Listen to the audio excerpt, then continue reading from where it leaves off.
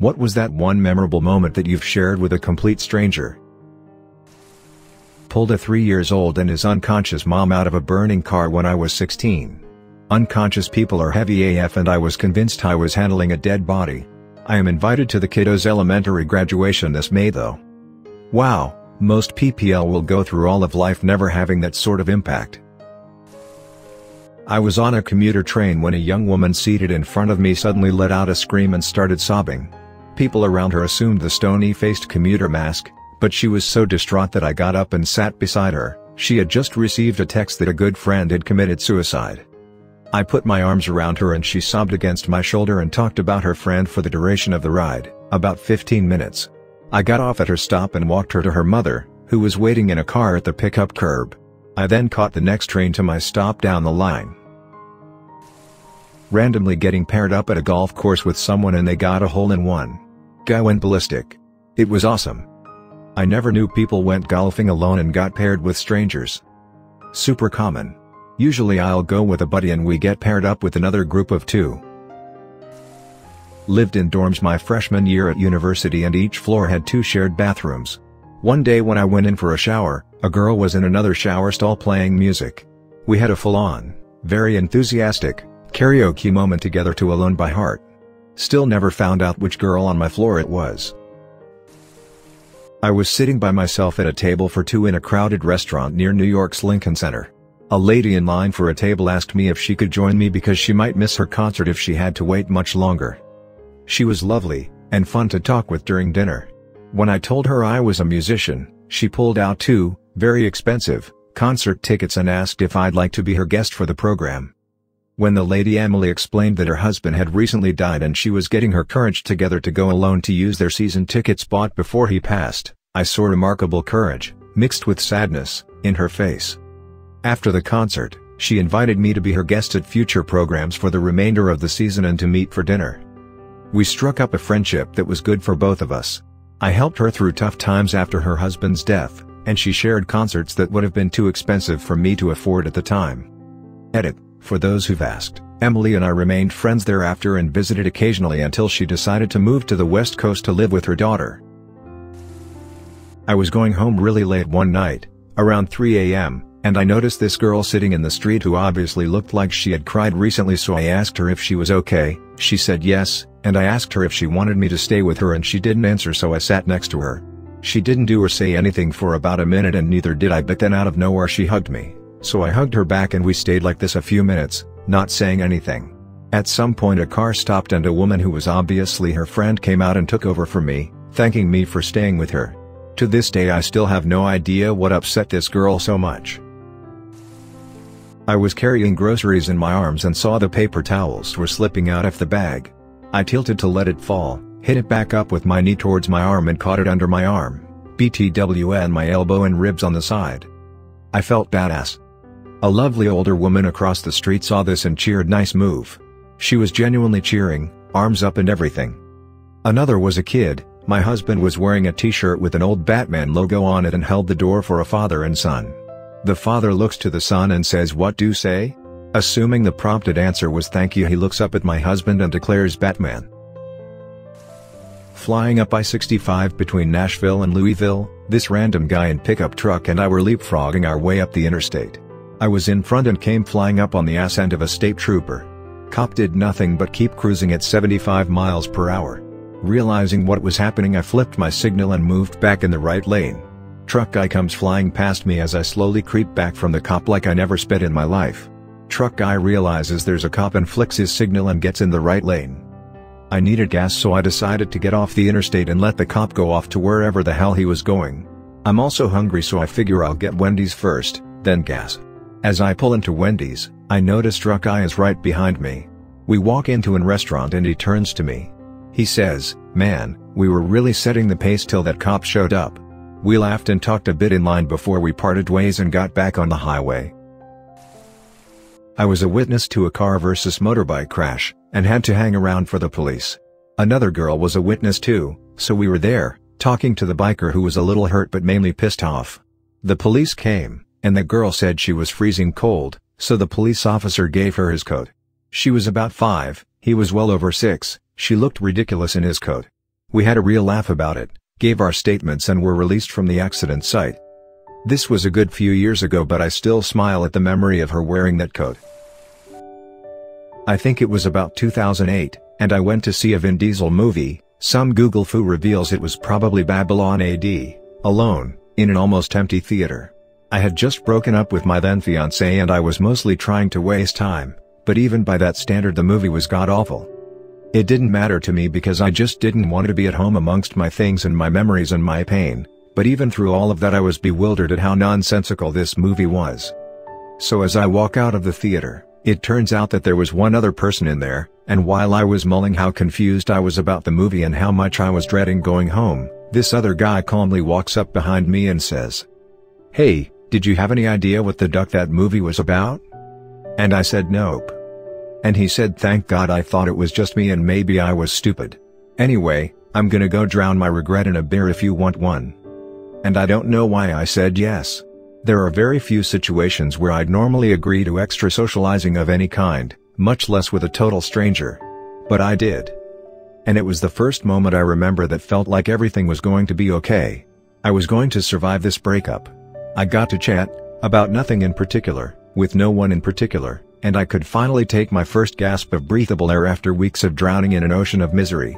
I'll never know if he could tell I was in pain, or if it was just an incredibly lucky coincidence, but it was tremendously important to me all the same and I'm eternally grateful. So, Alex, wherever you are. Thanks man. I owe you, that was a really good beer. I was on a plane ride, and just as we're landing, the plane suddenly angles up at 45 degrees. It was pretty shaky and really threw the passengers around and made some people visibly confused/anxious.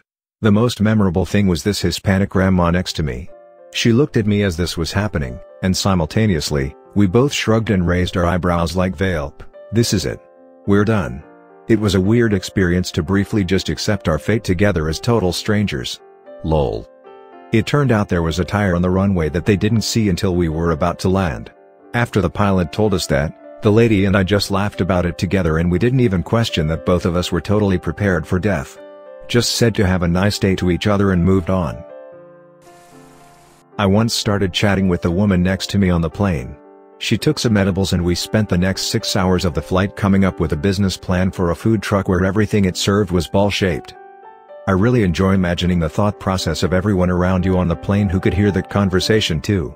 Do they even know each other? One day in 5th grade I got really sick and was taken to the ER. Once there, I sat next to a woman who was in labor and having contractions. She caught me looking at her, so she gently took my hand and placed it on her belly, letting me feel the baby kick. That was the first time I ever felt a baby kick in a woman's belly. The kid's probably in their mid-teens now. Hope you're happy, kiddo, smile. Does it weird you out that kid could be reading your comment right now and not even know this is about them? I used to work at Starbucks, and there was a regular customer who always got a grand extra hot chai tea latte. She was a 7th grade teacher and always told us funny things her students did. I was 19 and depressed, anxious, sexually abused, and suicidal. Every single day would be me planning when I was going to kill myself. My parents lived 10 hours away in another city and never checked in on me, and I had next to no friends. One day I made her chai as usual and she said, "This is super good. Great job. I'm proud of you." No one had told me they were proud of me in so long. I went home and cried. It was the tiny bit of hope I needed that no one else in my life could give me. I wrote her a note on some receipt paper about how much that meant to me, and the next day she came and I gave it to her. A few days later she saw me and told me that she had seen the principal of her school a week or so back because she was anxious that she wasn't doing a good job as a teacher. She had a lot of problems with kids this year and she was wondering what she was doing wrong. After getting my note she had the reassurance she needed to know that some years are better than others, but she is still making a wonderful difference in people's lives. So I guess she reassured me when I needed it and I reassured her when she needed it. Years ago I was driving home from work, at dusk, in peak hour traffic.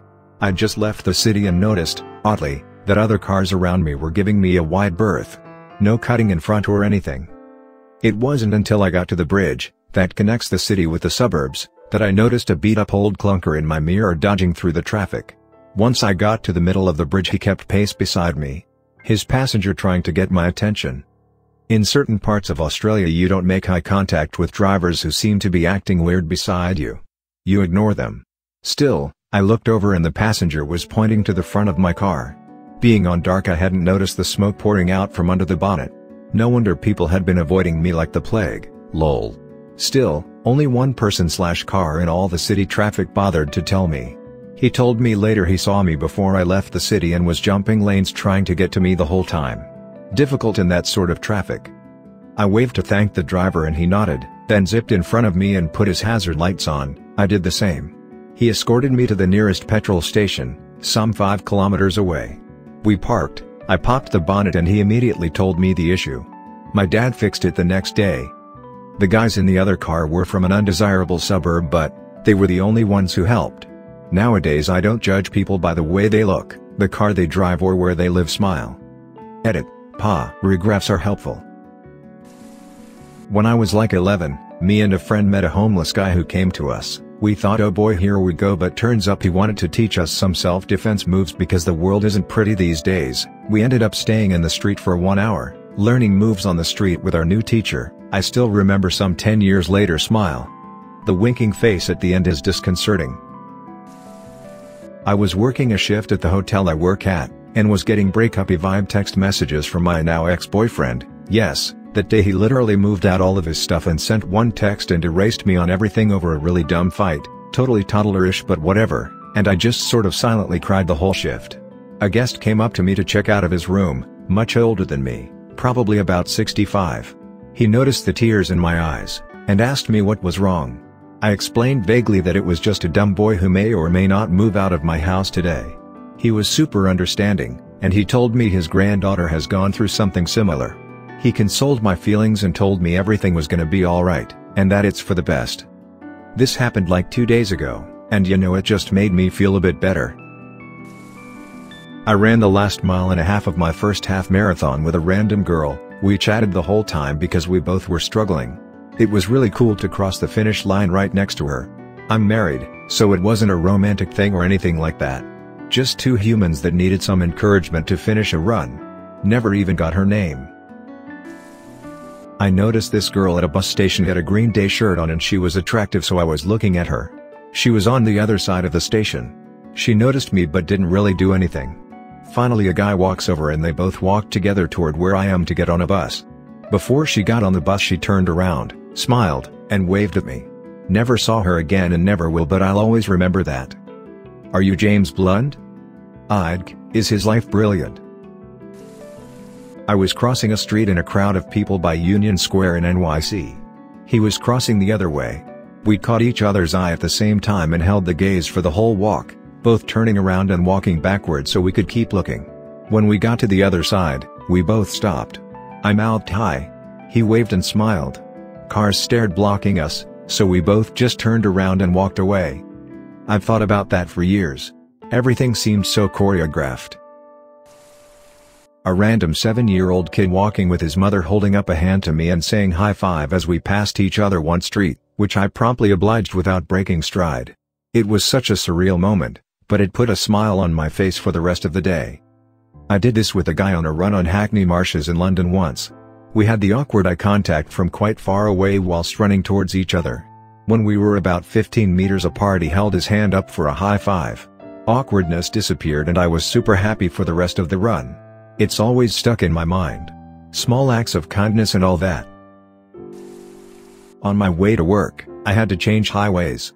This one merged 2 lanes into one, and it was super common for people to get hyper-aggressive, try to cut instead of taking turns, and using the shoulder to drive ahead of people. So it's another morning rush hour and I'm getting near the stopping point when someone blazes up on the shoulder. Velp. I notice him soon enough that I can angle my car to the point that it'd be risky to his paint job to try and keep going. After I straighten out, he tries to go around the other side, but the car in front of me has positioned themselves as a block. We proceed to practically sink our progress to prevent this guy from slipping ahead. Never saw the face of my partner in traffic, but it was a pure moment. Standing in an hour-long line for a roller coaster. I have ridiculous anxiety. I don't fear the ride, I fear the ride malfunctioning. I was so scared, but my kids really wanted me to ride it with them. All the people around me in line were so supportive, answering my questions and giving me pep talks. Every cell in my body said bolt bolt bolt, get out, you're gonna die, as they strapped me in my seat. The ride was amazing. Afterwards, all those strangers who had seen my deep and real fear were proud of me and high-fiving me and congratulating me as though I'd just wrestled a mountain lion. It meant so much. Another one, after a best friend lost a baby, a couple of us decided to take her to see one of her favorite artists, Florence the Machine, a few months later. Toward the end of the show, my best friend wanted to get up close. I grabbed her hand and pardoned us an excuse, made our way to the front row, and the crowd just parted for us. We watched the last few songs from the front, and it was her happiest since the tragedy. As the show ended, she started saying, I'm so happy right now, and we started hugging all the people around us. Those strangers hugged us as though they knew exactly what we were there for, what we were experiencing, and one guy put his hand on his heart and said, bless your hearts. I've had many more, but these are two favorites that meant so much. Edit. Thanks for all your responses. I haven't participated much in Reddit, and this is the first time I've had this much communication and responses. Everybody was so positive, and it really made my day hearing your stories as well. Thanks guys. Thanks for listening to another episode of Reddit X. Subscribe and activate the notification bell so you won't miss any stories. Feel free to share your own stories below in the comments. Have a good day.